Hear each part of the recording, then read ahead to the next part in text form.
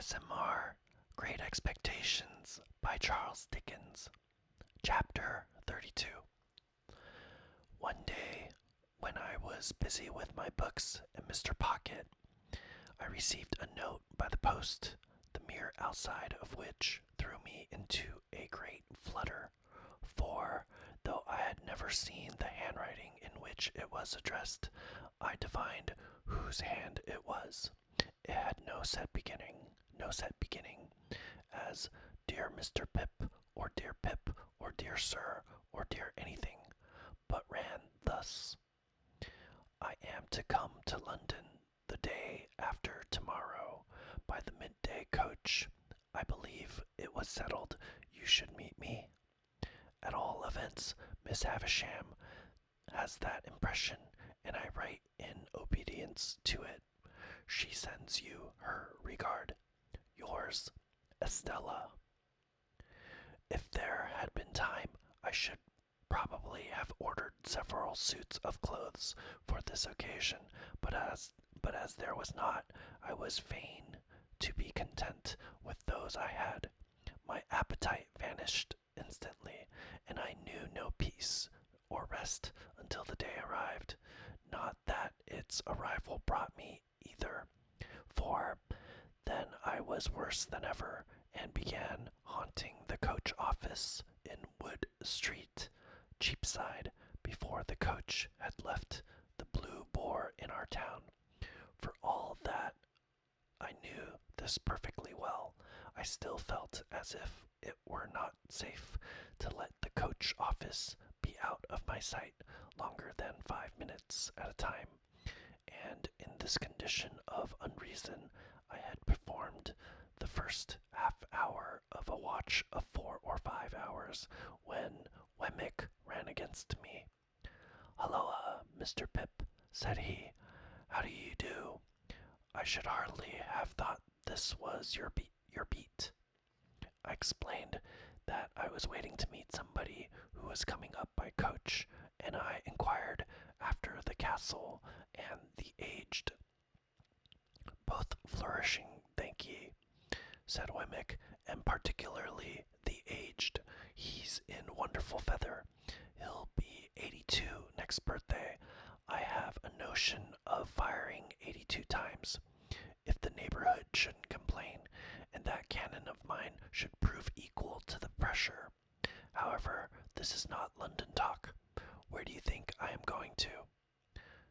"To the office," said I, for he was tending in that direction. "Next thing to it," returned Wemmick. "I'm going to Newgate.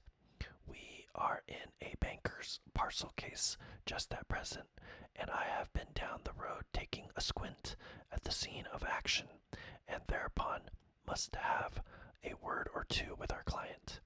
"Did your client commit the robbery?" I asked. "Bless your soul and body, no," answered Wemmick, very dryly.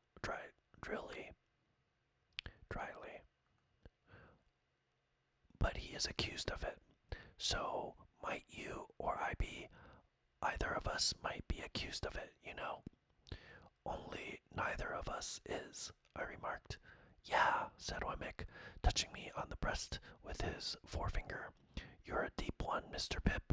Would you like to have a look at Newgate? Have you time to spare?" I had so much time to spare that the proposal came as a relief, notwithstanding its irreconcilability with my latent desire to keep my eye on the coach office. Muttering that I would make the inquiry whether I had time to walk with him, I went into the office and ascertained from the clerk, with the nicest precision and much to the trying of his temper, the earliest moment at which the coach could be expected, which I knew beforehand quite as well as he. I then rejoined Mr. Wemmick, and, affecting to consult my watch, and to be surprised by the information I had received, accepted his offer. We were at Newgate in a few minutes, and we passed through the lodge where some fetters were hanging up on the bare walls among the prison rules, into the interior of the jail. At At that time, jails were much neglected, and the period of exaggerated reaction consequent on all public wrongdoing, and which is always its heaviest and longest punishment, was still far off. So, felons were not lodged and fed better than soldiers, to say nothing of paupers, and seldom set fire to their prisons with the excusable object of improving the flavor of their soup. It was visiting time when Wemmick took me in, and a potman was going his rounds with beer, and the prisoners behind bars in yards were buying beer and talking to friends, and a frowsy, ugly, disorderly, depressing scene it was. It struck me that Wemmick walked among the prisoners much as a gardener might walk among his plants. This was first put into my head by his seeing a shoot that had come up in the night, and saying, "What, Captain Tom, are you there? Ah, indeed. And also, is that Black Bill behind the cistern? Why I didn't look for you these 2 months. How do you find yourself?" Equally in his stopping at the bars and attending to anxious whisperers, always singly, Wemmick, with his post office in an immovable state, looked at them while in conference, as if he were taking particular notice of the advance they had made, since last observed, towards coming out in full blow at their trial. He was highly popular, and I found that he took the familiar department of Mr. Jaggers's business, though something of the state of Mr. Jaggers's hung about him too, forbidding approach beyond certain limits. His personal recognition of each successive client was comprised in a nod, and in his setting his hat a little easier on his head with both hands, and then tightening the post office and putting his hands in his pockets. In one or two instances there was a difficulty respecting the raising of fees, and then Mr. Wemmick, backing as far as possible from the insufficient money produced, said, "It's no use, my boy. I'm only a subordinate. I can't take it. Don't go on in that way with a subordinate. If you are unable to make up your quantum, my boy, you had better address yourself to a principal. There are plenty of principals in the profession, you know, and what is not worth the while of one may be worth the while of another. That's my recommendation to you. Speaking as a subordinate, don't try on useless measures. Why should you? Now, who's next?" Thus we walked through Wemmick's greenhouse until he turned to me and said, "Notice the man I shall shake hands with." I should have done so, without the preparation, as he had shaken hands with no one yet. Almost as soon as he had spoken, a portly, upright man, whom I can see now as I write, in a well-worn olive-colored frock coat, with a peculiar pallor overspreading the red in his complexion, and eyes that went wandering about when he tried to fix them, came up to a corner of the bars, and put his hand to his hat, which had a greasy and fatty surface like cold broth, with a half-serious and half-jocose military salute. "Colonel, to you," said Wemmick. "How are you, Colonel?" "All right, Mr. Wemmick. Everything was done that could be done, but the evidence was too strong for us, Colonel." "Yes, it was too strong, sir, but I don't care." "No, no," said Wemmick coolly, "you don't care." Then, turning to me, "Served His Majesty, this man. Was a soldier in the line and bought his discharge." I said, "Indeed?" And the man's eyes looked at me, and then looked over my head, and then looked all round me, and then he drew his hand across his lips and laughed. "I think I shall be out of this on Monday, sir," he said to Wemmick. "Perhaps," returned my friend, "but there's no knowing." "I am glad to have the chance of bidding you good-bye, Mr. Wemmick," said the man, stretching out his hand between two bars.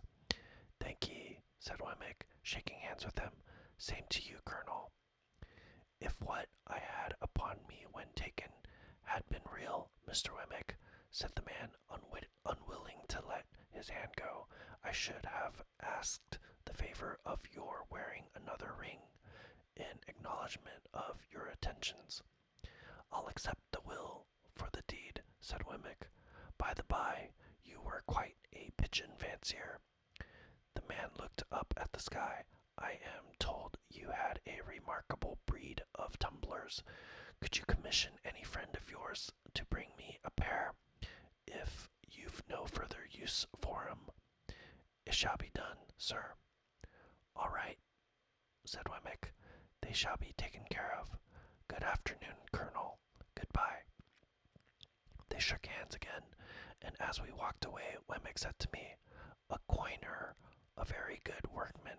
The recorder's report is made today, and he is sure to be executed on Monday. Still, you see, as far as it goes, a pair of pigeons are portable property all the same. With that, he looked back and nodded at this dead plant, and then cast his eyes about him in walking out of the yard, as if he were considering what other pot would be best in its place. As we came out of the prison through the lodge, I found that the great importance of my guardian was appreciated by the turnkeys, no less than by those whom they held in charge. Well, Mr. Wemmick, said the turnkey, who kept us between the two studded and spiked lodge gates, and who carefully locked one before he unlocked the other, what's Mr. Jaggers going to do with that waterslide murder? Is he going to make it manslaughter, or what's he going to make of it? Why don't you ask him? Returned Wemmick. Oh yes, I dare say, said the turnkey. Now, that's the way with them here, Mr. Pip, remarked Wemmick, turning to me with his post office elongated. They don't mind what they ask of me, the subordinate, but you'll never catch 'em asking any questions of my principal. Is this young gentleman one of the apprentices or articled ones of your office? Asked the turnkey with a grin at Mr. Wemmick's humor. There he goes again, you see, cried Wemmick. I told you. Asks another question of the subordinate before his first is dry. Well, supposing Mr. Pip is one of them. Why then, said the turnkey, grinning again, he knows what Mr. Jaggers is. Yes, cried Wemmick, suddenly hitting out at the turnkey in a facetious way. You're dumb as one of your own keys when you have to do with my principal. You know you are. Let us out, you old fox, or I'll get him to bring an action against you for false imprisonment. The turnkey laughed and gave us good day, and stood laughing at us over the spikes of the wicket when we descended the steps into the street. Mind you, Mr. Pip, said Wemmick gravely in my ear, as he took my arm to be more confidential, I don't know that Mr. Jaggers does a better thing than the way in which he keeps himself so high. He's always so high. His constant height is of a place with his immense abilities. That colonel durst no more take leave of him than that turnkey durst ask him his intentions respecting a case. Then, between his height and them, he slips in his subordinate, don't you see? And so he has him, soul and body. I was very much impressed, and not for the first time, by my guardian's subtlety. To confess the truth, I very heartily wished, and not for the first time, that I had had some other guardian of minor abilities. Mr. Wemmick and I parted at the office in Little Britain, where suppliants for Mr. Jaggers' notice were lingering about as usual, and I returned to my watch in the street of the coach office with some 3 hours on hand. I consumed the whole time in thinking how strange it was that I should be encompassed by all this taint of prison and crime, that in my childhood out on our lonely marshes on a winter evening I should have first encountered it, that it should have reappeared on 2 occasions, starting out like a stain that was faded but not gone, that it should in this new way pervade my fortune and advancement. While my mind was thus engaged, I thought of the beautiful young Estella, proud and refined, coming towards me, and I thought with absolute abhorrence of the contrast between the jail and her. I wished that Wemmick had not met me, or that I had not yielded to him and gone with him, so that of all days in the year on this day I might not have had Newgate in my breath and on my clothes. I beat the prison dust off my feet as I sauntered to and fro, and I shook it out of my dress, and I exhaled its air from my lungs. So contaminated did I feel, remembering who was coming, that the coach came quickly after all, and I was not yet free from the soiling consciousness of Mr. Wemmick's conservatory, when I saw her face at the coach window, and her hand waving to me. What was the nameless shadow which again, in that one instant, had passed